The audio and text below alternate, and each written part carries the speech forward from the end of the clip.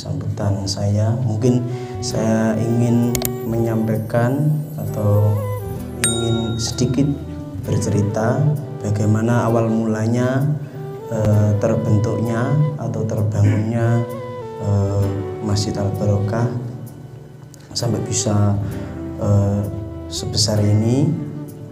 Dari awalnya insya Allah saya akan menyampaikan, makanya saya sedikit ada orek-orek gitu. Kalau diingat-ingat lupa, saya orek-orek dari nanti saya sampaikan dari Amir terdahulu, Kang Uli Nuha dari tahun 2009, 2010 sampai 2020 ini ingin saya sampaikan. Seingat saya. Jadi nanti kalau ada yang kurang bisa tanya ke Kang Haji Karomat atau bisa tanya ke Kang Nurwondo.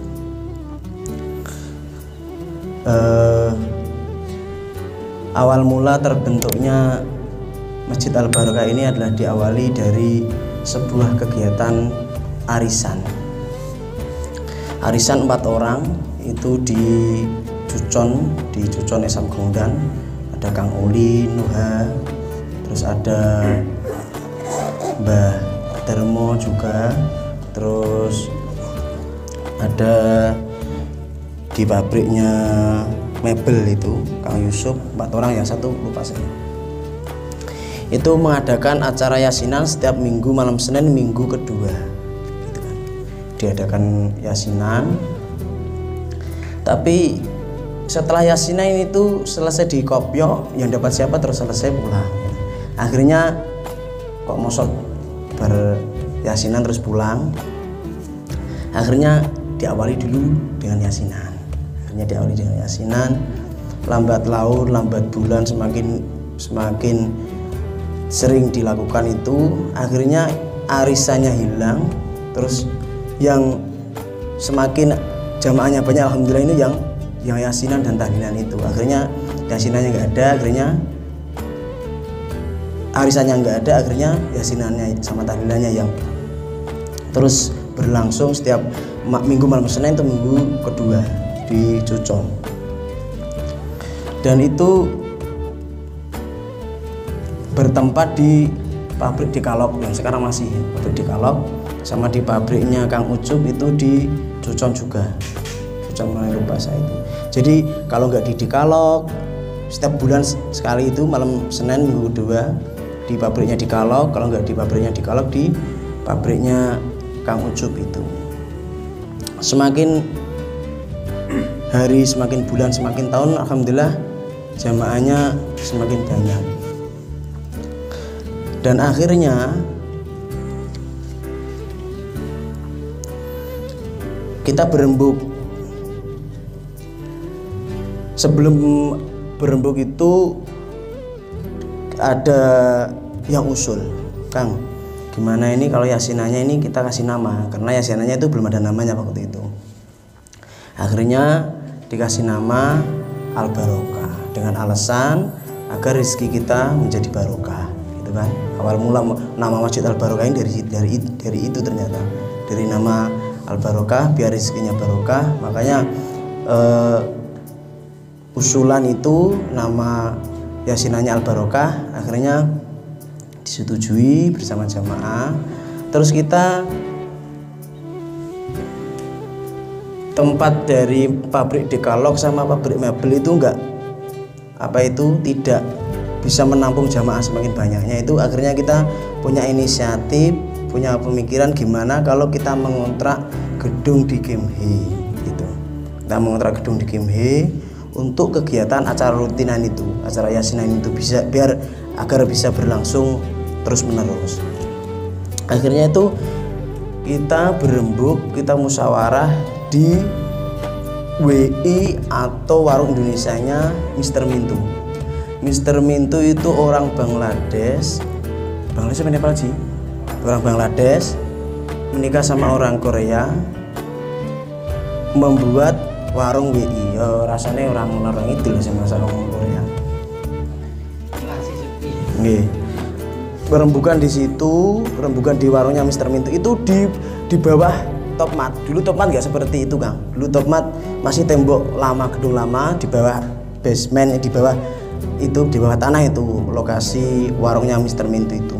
Kita rembukan di situ. kita mendatangkan seluruh perwakilan dari Jinyong, kita mendatangkan perwakilan dari Jile, kita mendatangkan perwakilan dari Cucon, dari Sangdong Meri, dari Angdong. Dari Andong itu alhamdulillah sudah berdiri masjid. Jadi Masjid Al Hidayah itu saudara tua kita. Jadi sebelum Al Barokah itu sudah ada Masjid Al Hidayah.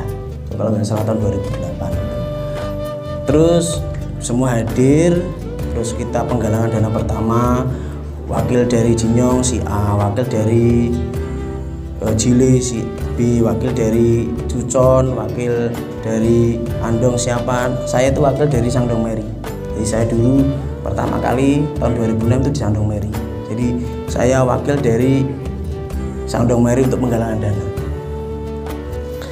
Terus terkumpullah dana itu, lupa saya besarannya berapa lupa, karena waktu itu bendaharanya Kang Nisa dari Tulungagung yang pernah menjadi ketua KMI tahun 2000 berapa?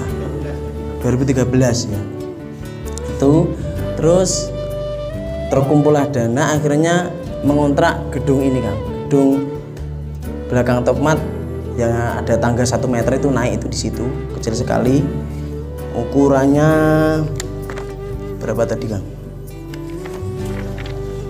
4 kali 7 meter untuk kita jadikan musola mengontrak itu.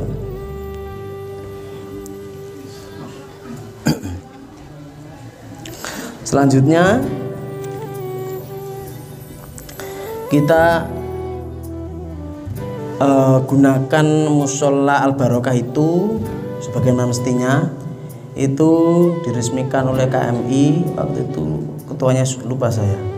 Itu bersamaan dengan Masjid Yangsan, Masjid Miftahul Hujana Yangsan sama Masjid Al Kautsar Pyeongju. Bahkan itu aja ya, lupa ya waktu itu. Diresmikan itu, terus akhirnya kita buatlah seperti kegiatan seperti ini, malam minggu kegiatan itu. Ingat itu, pas bulan Ramadan itu jamaahnya banyak, otomatis nggak bisa menampung jamaah itu waktu itu untuk tidur itu, untuk sahur aja kekurangan. Akhirnya saya dan mungkin ada pengurus yang lain tuh sahurnya itu kita beli kimbab di Cunggu Kimbab yang saat ini juga di depan jualan itu, jualan buah sama udeng dulu, sekarang buah itu di situ belinya untuk sahur karena masaknya kurang, jamaahnya banyak. Akhirnya kita beli kimbab untuk sahur waktu itu karena keterbatasan prasarana itu. Akhirnya gimana kita biar apa itu jamaahnya biar banyak, akhirnya kita waktu itu musola yang kecil itu ketuanya adalah pertama kali itu ketuanya adalah Kang Muhammad Ulinuha dari Demak, ketuanya itu tahun 2009 dilanjut ke 2010. Terus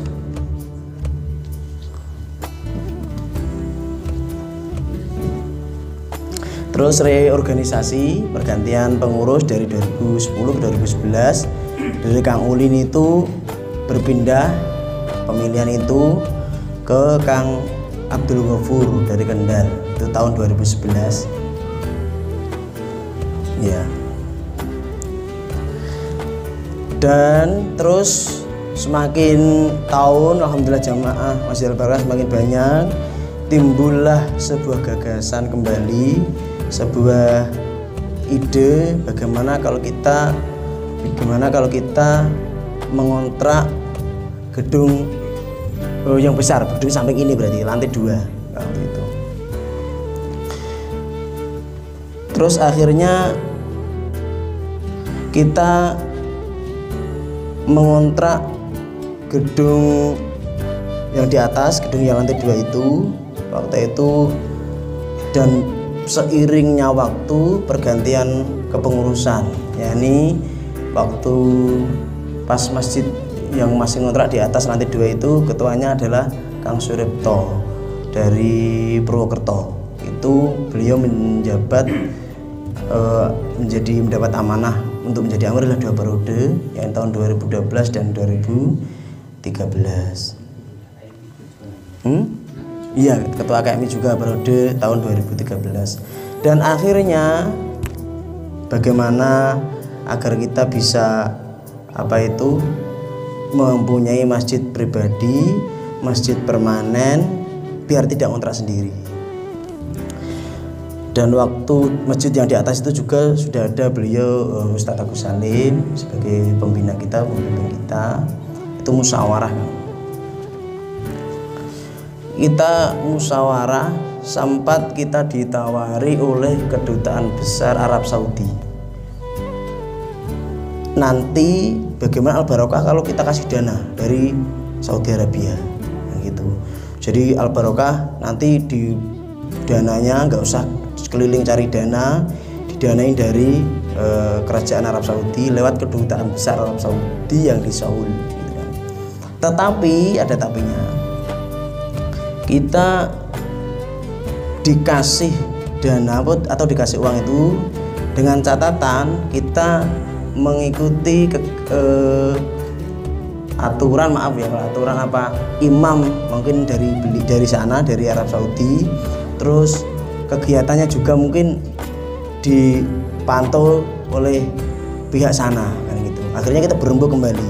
Bagaimana ini kalau kita nanti nggak boleh yasinan, kita nggak boleh berjanji, kita nggak boleh tibaan, bagaimana kalau memang kita enak nggak mencari dana, kita dapat dana dari Arab Saudi, tetapi kita nggak bebas, ibaratnya dicolke cekeli buntute gitu. Akhirnya kita berembuk dan memutuskan yaudah kita berdiri sendiri, kita penggalangan sendiri pribadi untuk khususnya warga Indonesia yang berada di Korea. Akhirnya mulai tahun 2014. Mulai tahun 2014 kita berencana penggalangan dana, dan itu waktu itu kita menghadirkan beliau Ustadz Yusuf Mansur ke sini untuk penggalangan dana tersebut. Dan alhamdulillah pada saat itu tahun 2014 terkumpul, pas pengajian itu terkumpul uang kas itu 60 juta won. Waktu itu saya bendaranya. Terus uang yang komitmen yang hanya menulis nanti nama si A, saya komitmen 1 juta 1 tahun insya Allah lunas. Itu di bawah ini ada nomor rekening Al-Barokah. Jadi hanya komitmen itu kurang lebih 250 juta won, terus ditambah dari uang cash itu 60 juta won sama rekening cadong. Itu pun masih kurang karena gambaran waktu itu untuk gedung ini memang dengan harga 780 juta won itu waktu itu. Dan sebelum membeli gedung ini itu juga banyak pilihan untuk kita, banyak pilihan untuk pengurus Masjid Al-Barokah itu di perempatan gereja yang menuju Andong itu 4 lantai dengan biaya 80 juta won kayak gitu. Situ.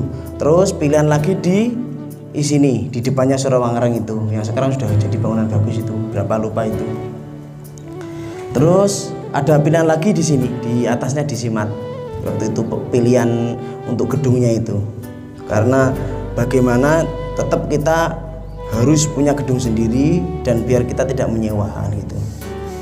Akhirnya dengan berbagai alasan, kalau di perempatan Andong yang menuju Andong itu, perempatan besar itu yang sekarang gereja itu yang hanya 80 juta 4 lantai itu kita sangat jauh untuk jamaahnya, pertimbangan seperti itu. Terus kalau di belakang Surawangereng itu juga kita mempertimbangkan untuk jamaahnya juga mungkin nanti gimana, nggak bisa strategis. Terus kalau di atas di Simat itu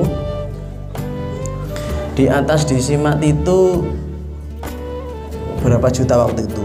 200 berapa? Ya, 1 miliar 200 juta. Tapi itu pun dari pihak di Simat itu tidak secara ikhlas atau sukarela mengasih jalan untuk kita untuk kebudungsan agar kita bisa beli gedung itu. Karena apa? Kalau kita bisa jadi beli gedung di atasnya disimat, otomatis disimatnya juga dibeli kita, otomatis disimatnya disimatnya otomatis harus pindah keluar dari itu. Makanya itu disimatnya itu saya nggak tahu juimnya mana, saya nggak tahu, yang punya ini saya nggak tahu. Intinya menutupin agar kita nggak jadi beli gedung itu dan agar disimat tetap bisa berjualan di situ. Nah akhirnya kita penuh dengan pertimbangan musyawarah itu, akhirnya yaudah kita putuskan kita membeli gedung ini. Waktu itu gedung ini adalah Guje Merot ya, ya gitu, Uzbekistan yang sebelah kirinya itu Guje, ada orang Korea yang jualan. Ini Uzbekistan jualan selimut terus sajadah waktu itu.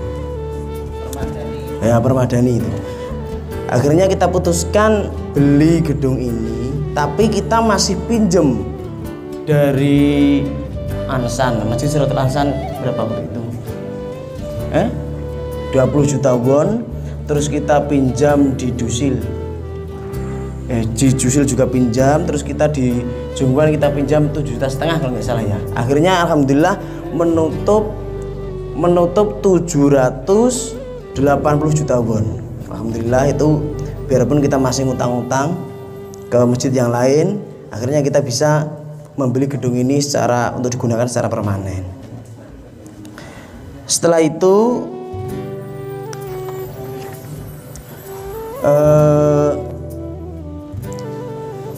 setelah kita membeli gedung ini, itu pun tidak bisa secara langsung kita gunakan karena ini bekas toko.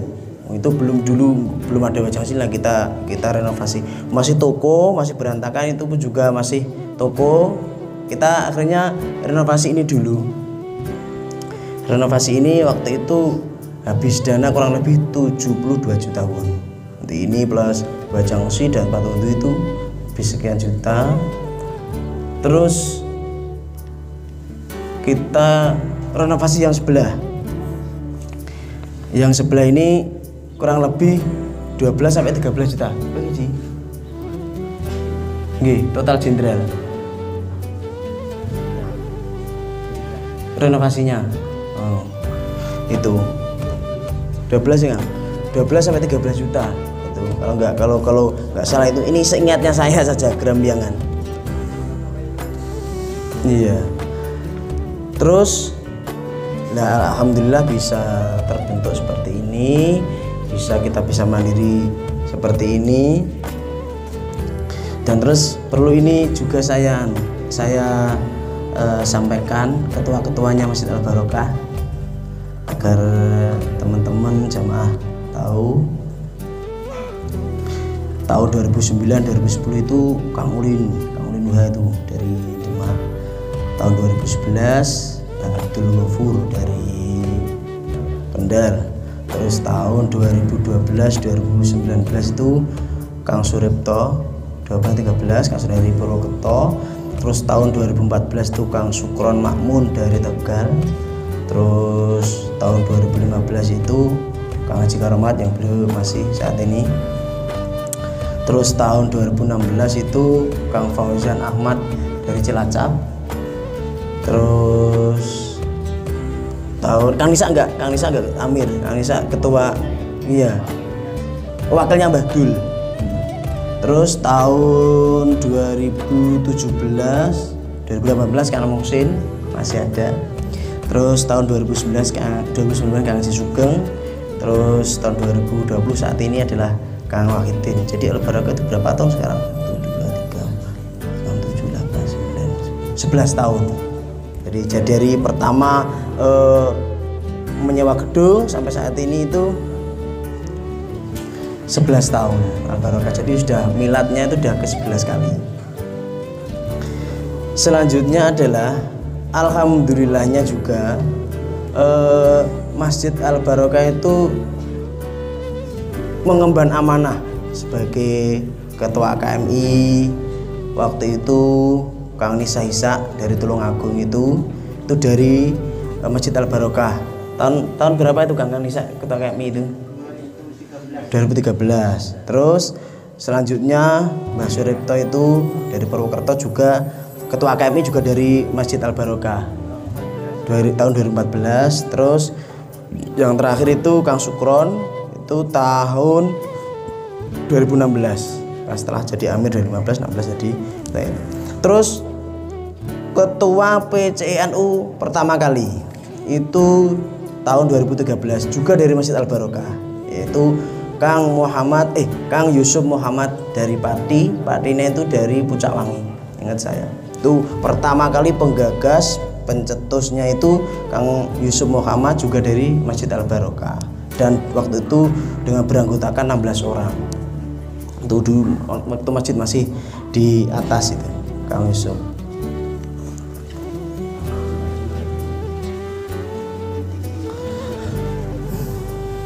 Mungkin sedikit ini yang dapat saya sampaikan seingat saya. Nanti mungkin ada yang tanya perjalanan selanjutnya, mungkin dari saya ada yang terputus, mungkin monggo nanti bisa tanya ke Kang Haji Karomat atau tanya ke Kang Wondo untuk lebih jelasnya, karena sebatas seingatnya saja. Hadirin jamaah sekalian yang dirahmati Allah,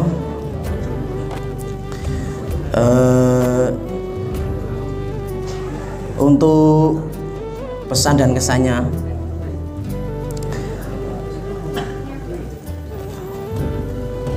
pesan dari saya adalah mari kita selalu jaga persatuan dan kesatuan untuk Masjid Al Barokah.